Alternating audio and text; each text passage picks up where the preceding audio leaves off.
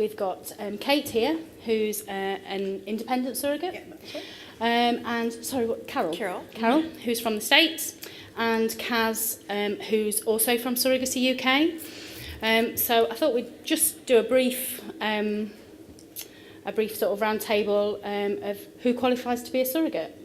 Carol, in the middle. Okay. Would you like to represent for the US? Sure. And tell us who qualifies to be a surrogate in the US? Absolutely. Well, I have an agency in California, and I've been doing this for 27 years. So obviously, I've seen a lot of changes and growth in how we look at things. And you've heard this already.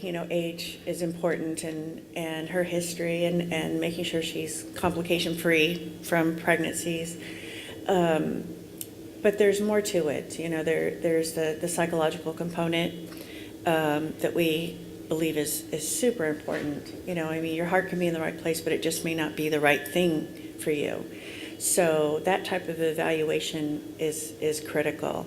Not to mention the ongoing counseling throughout the process, as well as after the journey has ended. We find that most of the women are married, but it's not a problem if they're not. The most important thing in any situation like that is that they have support, and it doesn't always come in the form of a husband or a partner. They live close to family, or it's a requirement that they have children, for example, but we want to make sure they have someone to take care of them. Even though it's a prerequisite, they can't attend appointments. We want them to exist, clearly, but they don't. They're not as involved in that process part. On the other side, obviously, there's a relationship with the couple, and that's where the family comes in. And it is important that, to us anyway, our philosophy is that it is a surrogate family that's doing this. So they do connect with the couple. That way the kids know who their mom is pregnant for, and really simply in their minds that it is there is closure, if you will. That there is a family waiting for this baby. It's not just one day mom's pregnant and the next day she's not. And we do background checks besides the obvious. The physicians do their medical exam to make sure that they're appropriate. But we do home studies, background checks, and I think Dr. Rad went into more detail with that earlier. But even a driving record or a credit report will tell you a lot about their situation. And we don't want to take anyone that is in trouble financially, or is reckless in their driving habits, and so we really make sure that the review, is rigorous, and before we allow them to come in, that's the basic. Really, that's the basic qualifications for the surrogate. Kate, in the independent world, Yes. obviously there's no sort of set guidelines. No, there isn't. There isn't. In the UK in general, there isn't the same regulations like there is in America and other countries abroad. It means to some degree you've got to have your head screwed on an awful lot more, because you've got to think about doing those guideline checks yourself, or using an agency like Surrogacy UK that will help and support you do those. In the independent community, we still recommend that you go through all the background checks in terms of you can get a DBS done on people independently. You don't have to go through an agency. I work in childcare, have done for like 15, 16 years, so I have a DBS done every year. But for me, it's important that IPs are aware that they can do that and that they still do those checks. You can still go through the counselling sessions. You can still do checks on people's backgrounds. Even just a Google search can bring up information on people. Searching through Facebook, do a bit of Facebook stalking on people, because it does teach you an awful lot.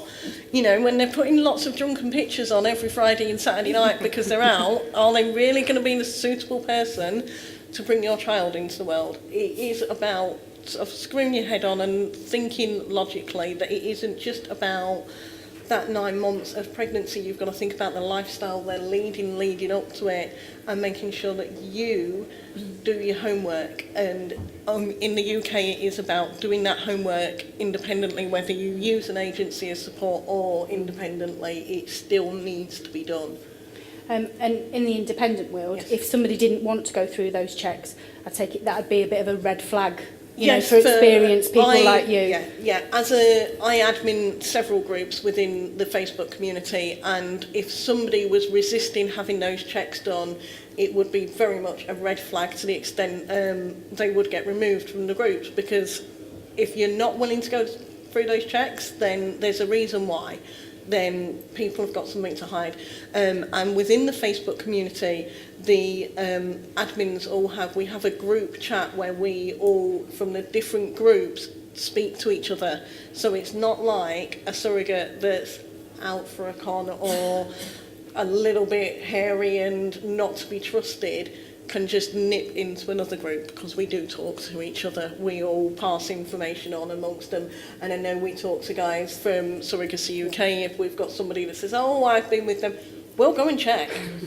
We're a nosy lot, and we will go and check. And it doesn't mean that being independent is going to mean that you can slip through the net and go, right, okay, you know, something's not quite right. I can just do it independently and get away with it.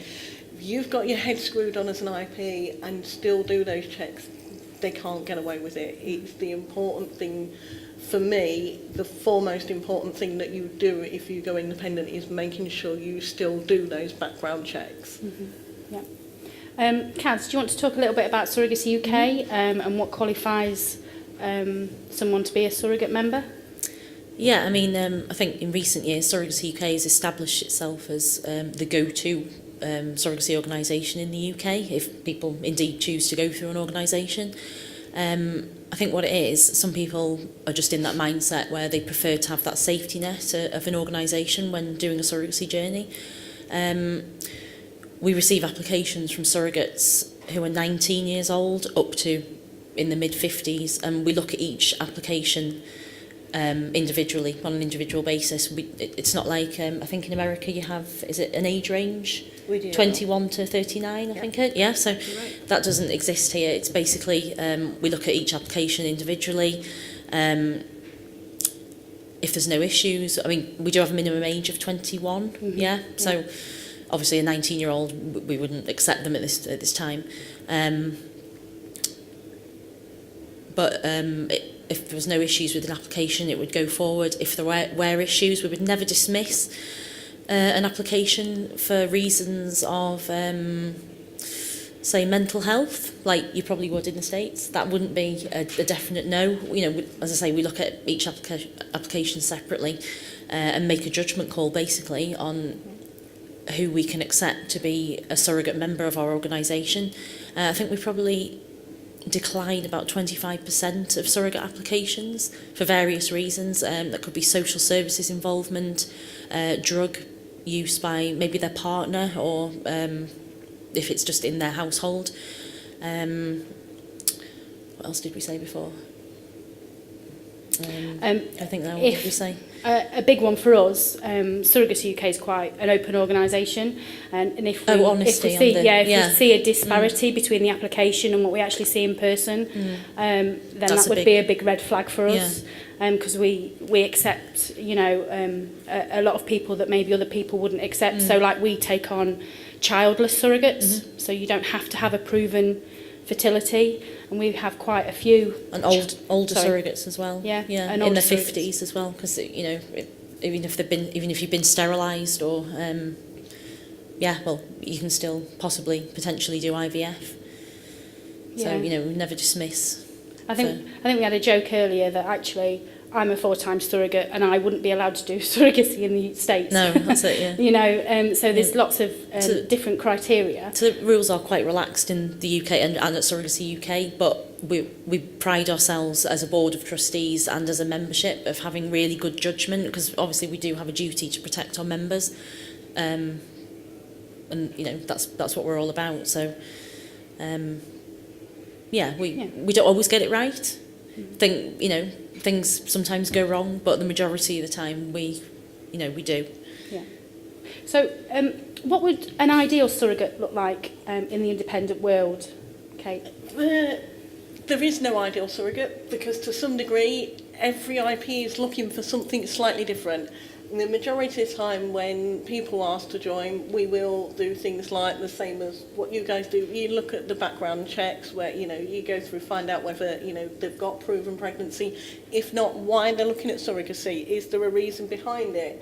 So we've got people from a young age to in their 40s. We've got people that haven't got children but want to go through surrogacy for personal reasons, to give another family a child even if they don't want them own. And I know a lady who in that situation has got stepchildren, has no intention of having her own, but because she's got stepchildren she feels like she's got her family fulfilled even though she hasn't carried them, but doesn't want her body to go to waste. To me, she wouldn't necessarily be rejected from the groups. It's about making sure as an IP then that you make sure that her medical checks are done and that you are wary that if anything medically goes wrong in that pregnancy, you've got the financial support you would need to give her and the emotional support, because it could be a case of that her body isn't willing to carry as easily, and you need to make sure that you can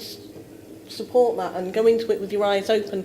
But it wouldn't be an automatic rejection from us. To be fair, there aren't very many automatic rejections, because no one surrogate fits one set of IPs. It's about the match, and therefore how I would want to do surrogacy could be completely different to the person next to me, but they might be somebody else's ideal surrogate. They might be on the older side and have never had children, whereas I've got 5 kids and wanted to do surrogacy from a young age. There's no set criteria.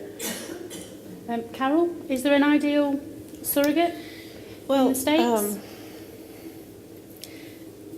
It's actually, just in listening, it's kind of interesting because, we do have guidelines, obviously, that we work by.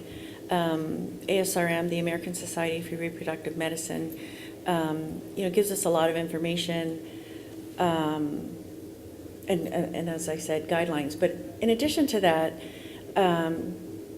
you have to kind of look at this as, every pregnancy could be this woman's last, and also. When a couple comes to you, they have had, typically, we're the last resort. They have gone through so much. So, again, that's where having a history of good pregnancies and deliveries comes into play. And if you have never done that, besides the psychological side to that, which I can't even begin to fathom how that would work out, you're asking the couple to wager, that it's going to be okay, because there's no history. So, to us, an ideal surrogate is that she's had a pregnancy and delivery without complication. That's what that looks like, right? And then, of course, all the other things we talked about, making her appropriate support and financially and all those other things. But it's, I don't think in the big picture we're all that dissimilar, except if they're being coerced or some kind of exploitation. These women want to help couples have a child, but I think it is our responsibility, certainly, to make sure that it's okay, that we're not taking something away from them. I love that you, in my mind, because obviously the older you get, then you don't feel that old. That someone over 39 could be a surrogate. But then again, on the flip side, then you have the physicians talking about, hypertension and things that happen to a woman that after she's 40, 45 years old, and again, are you doing the right thing? So I think we have a responsibility to them. I think as well, in the States it's regulated. In the UK it's not regulated. So there's no regulatory body for surrogacy in the UK. We have the HFEA, but they give recommendations. They don't regulate us. So in some respects we have to be self-regulating, which I think is why, you know, people join responsible independent groups or an organisation, because we actually just have guidelines. That's the thing. It's not against our law to have a surrogate who's 60 years old. It's not against the law. It's just not a good idea, right? So, I mean, if Surrogacy UK, if a surrogate applied, say, was 54, 55, and the medical history was a bit dodgy, for their protection and safety, we would probably, well, you know, as I say, we'd assess the application as a board, wouldn't we? And take it from there and probably decline the application. So, you know, we wouldn't just accept them. We have a GP referral letter, so a GP has to refer them to us and say that they're okay in their professional opinion to be a surrogate, and if they don't meet certain criteria, so if they're, you know, maybe over 45, we'd ask them to find a clinic that would be happy to work with them, and that's sort of the guideline that we work on. If a clinic's happy to work with you, then we will be, and that's the same for IPs, to be fair. that's good. Yeah.